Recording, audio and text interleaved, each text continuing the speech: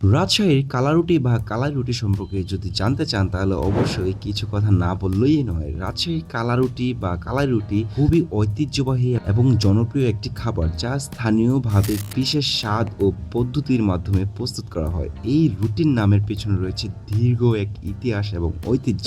রাজশাহী ঐতিহ্যবাহী কালাই রুটির উৎপত্তি বেশ পুরনো। জানা যায় এটি প্রথম তৈরি হয় স্থানীয় মায়েরাদের মাধ্যমে, যারা এক ধরনের ভিন্নধর্মী এক রুটির তৈরির চেষ্টা করছিলেন। তখনকার দিনে সাধারণ রুটির তুলনায় এটি ছিল বেশি সুস্বাদু, সংরক্ষণযোগ্য এবং স্বাস্থ্যকর। সময়ের সঙ্গে সঙ্গে এটি রাজশাহীর বিশেষ বিশেষ জায়গায় খুবই ঐতিহ্যবাহীভাবে এটি মানুষের কাছে ব্যাপক জনপ্রিয়তা পেয়ে থাকে।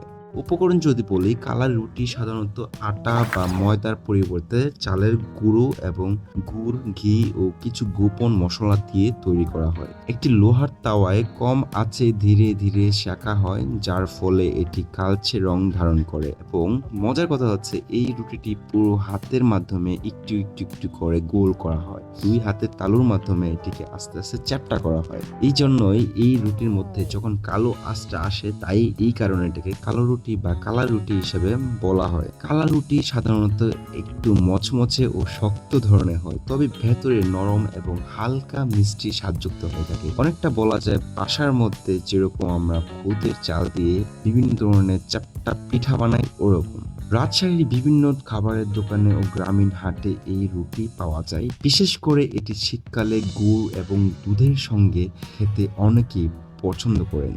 এটি এখন শুধু রাজশাহীতে নয়, অন্যান্য জেলাতেও জনপ্রিয় হয়ে উঠছে। বিশেষ করে মিষ্টি ও ঐতিহ্যবাহী খাবার প্রেমীদের জন্য এটি তো খুবই খুবই জনপ্রিয়। আজকে আমরা চলে এসেছি কালা রুটি খাওয়ার জন্য, এন্ড খুঁজতে খুঁজতে সবচেয়ে বেস্ট এবং সবচেয়ে ভালো যে সামাদের হোটেলটা আছে, সেইখান থেকে আজকে আমরা যাচ্ছি কালা রুটি খাওয়ার জন্য। এন্ড কালা রুটিটি খাওয়ার জন্য আমাদের যেন আর তরই হয়েছিল না। আমরা চলে এসেছি চারজন নরসিংদী থেকে ডিরেক্টলি এই কালা রুটি খাওয়ার জন্য রাজশাহীতে। সিরিয়াসলি ভাই, এর স্বাদটা আমার কাছে খুবই ভালো লাগছে এবং এদের কাছে 4 ধরনের 4টি হাঁসের আইটেম করা হয়েছে এবং ভর্তা আছে। তবে বেগুন ভর্তা, শুটকি ভর্তা এবং পেঁয়াজের ভর্তা, মরিচের ভর্তা এবং ধনিয়া পাতা ভর্তাটা সিরিয়াসলি ভাই খুবই খুবই ভালো লেগেছে। এন্ড আমি সবগুলো ভর্তা দিয়ে ট্রাই করেছি। আশা করি এই জিনিসটা সিরিয়াসলি তোমাদের কাছে ভালো লাগবে। যারা যারা এর আগে ট্রাই করেছে অবশ্যই জানাতে পারো কেমন লেগেছে তোমাদের কাছে।